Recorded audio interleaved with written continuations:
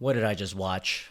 All right, guys, today we are going to be recapping and reviewing all of season 2 of Jujutsu Kaisen. I'll be doing no spoiler review first, and then we're going to get into the episode finale and also all the details, which will be spoilers. Let's get it started right away and start talking about season 2 itself. My God, is this, in my opinion, probably the best season of a shonen anime I've ever seen in my life. If we're talking pure season, obviously my all-time favorite anime is Naruto. Nostalgia, you know the deals. But I can't remember a season of any anime that is this peak. Like, I remember before this, it would probably have been, in terms of shonen, season 2 of Demon Slayer. That one was amazing with Tenjin. But dude, JJK is just amazing. And like, I know this whole season was kind of riddled with one of the underlooming, like, depressing topics of the Studio Mappa workers being overworked, which is very tragic. They rushed a lot of the episodes being put out because of all the overworked staff. I believe there was some boycotts and of sorts as well.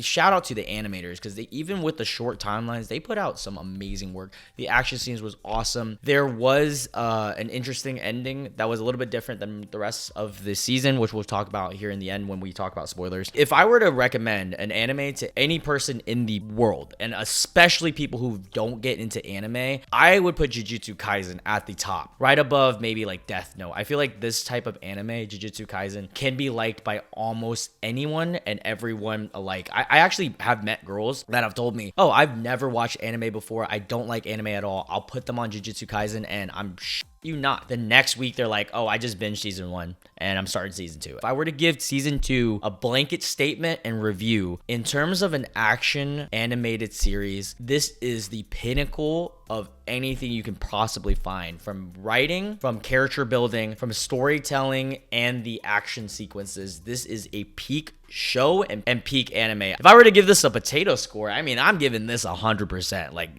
fucking pinnacle season. All right, now let's get into spoilers. Let's first talk about the season itself and recap on some amazing moments. So the season itself starts on the kind of like the flashback arc of Gojo's early life when he was in the school of Tokyo Jujutsu High, and he was with his fellow partner here, Geto, and some of the other prominent side characters. Something that we see in this arc was so fun is how the god himself of Gojo got to be where he was today, and also how his mental state is now, and how lonely he is as a character that doesn't have anyone that can understand him anymore, because he became just so much further above everyone else. And a great plot point is seeing where Geto was, his best friend, and how the catalyst of his downfall began on him being a villain and being so far apart from that of Gojo. And the introduction of Toji Fushiguro, man. Dude, Toji is that guy. Toji is the dude that she tells you not to worry about, and then you're like, what? Bruh, look at this fucking dude's arms. That shit is bigger than my head. Peak character, and also brilliant writing with the fact that he doesn't even have cursed energy. He doesn't even have what this world of Jujutsu Kaisen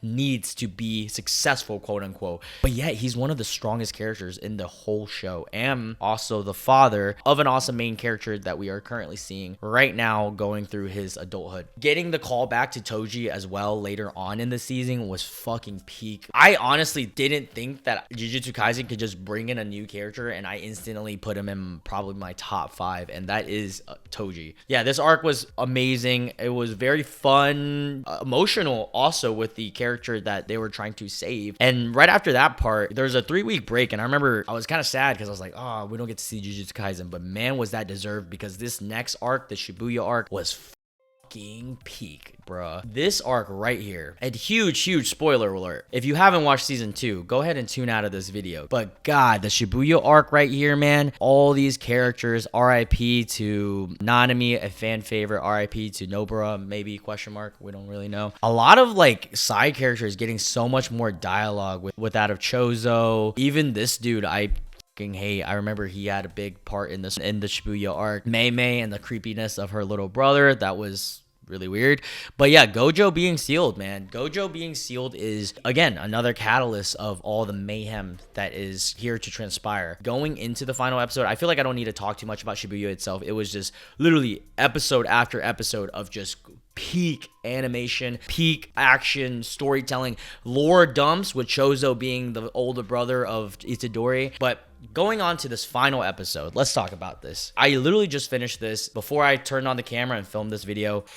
Wow, I was not expecting the writers of Jujutsu Kaisen to go this route. The episode itself wasn't action-filled, and I understand why it wasn't. Deservedly didn't need to be, because the whole season was just action, better. Where, like, I understand the fact that we only get one episode, maybe two, with that one filler of the Itadori's quote-unquote girlfriend, of it not being like peak action and animation. I understand why they did this, and it was a lot of slideshow type of animation, which is good for them. Obviously, it was a little bit lackluster in comparison to the rest of the season, but the storytelling itself of this finale episode was crazy. Them bringing back your boy Yuta Okatsu was very needed, necessary, especially with Gojo being sealed. And I actually was expecting this at some point in this season or the very beginning of next season, because they made a whole movie after this guy. He was a protagonist of Jujutsu Kaisen 0. And I was like, where is he at? He's also one of the only other special grade sorcerers left, but man, was the plot twist crazy in this. So the episode starts kind of just talking about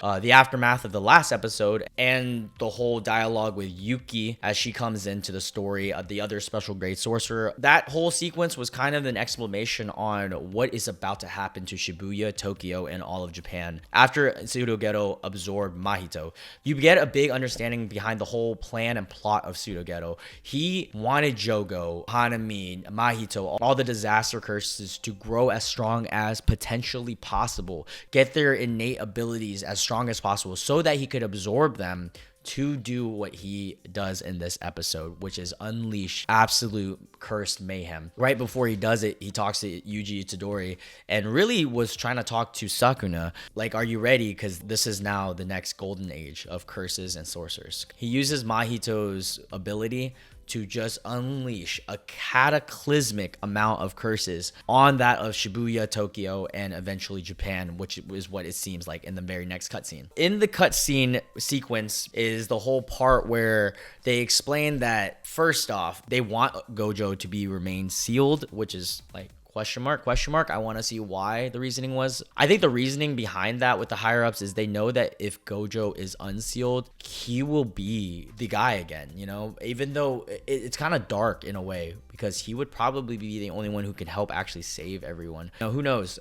I'm sure there's a lot of politics and underlining things that we're going to find out with the next season. Another thing is the whole Yuta Okatsuki being the executioner for Yuji Itadori. I get it. Like, dude caused all the mayhem in Shibuya.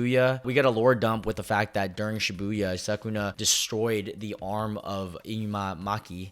Obviously, it's one of Yuta's friends. And yeah, very interesting how that's going to plan out in the next season. It's going to be Yuji versus Yuta, which is two protagonists that I adore and I think most fans adore. It's going to be interesting who is going to come out, how it will go, whether they'll side with each other at the end of it, or will they actually battle to the death. Two special grades. Well, Yuji is not technically a special grade, but Sakuna is. You get to see the true despair of Japan after all this, and you see the lifelessness in the very last scene of Yuji's eyes, and almost like he claps as if he could boogie woogie himself out of existence. He summoned all new curses that he's about to fight, and the episode cuts off. You know, again, the episode was not the best episode of the season, if I were to be honest, but the storytelling is very important into leading on to the next episode. I almost feel like it was important to do what they did, because if they had another action-like episode, it wouldn't be fulfilling enough as a finale. This finale was very abrupt,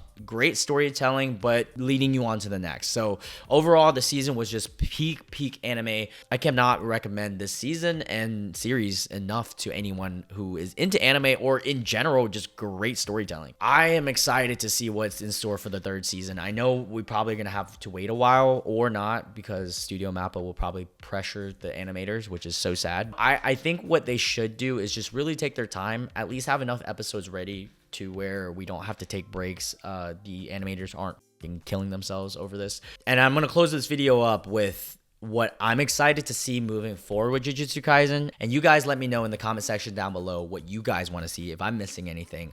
Also, like and subscribe if you like this video so far. Yeah, so things I want to see. I want to see what happens with Pseudo of course, with this aftermath. What's going to happen with that? Obviously, I want to see the Yuji versus Yuta incident. Is Yuta really just going to try to instantly, as soon as possible, kill Yuji? How will that go? Will Sukuna even allow that to happen? He's got 16 figures Sukuna in him, bro. What's going to be the story with Gojo? I definitely believe that there should be. And again, I don't read the manga, so I don't actually know. But I think they should have some storyline, even if it's just an episode, on Gojo's life while he's in the prison realm and what kind of things he's thinking about. You know, I would like to see what's going on with him so far. You know, he was one of my favorite characters of all time. I want to see what all the main cast is going to be up to during the Shibuya, during post Shibuya. Characters like Megumi, Panda, even Chozo, who's now becoming a fan favorite and also one of my favorites. So I don't know. It's a grim ending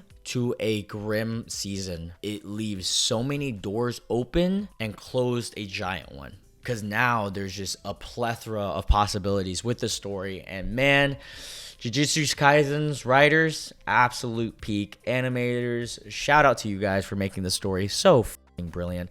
I can't wait to see what's next. But yeah, that's about it, man. I go ahead and just start watching this stuff if you haven't yet. Yeah, that's about it. I'll see you guys next time. Bye.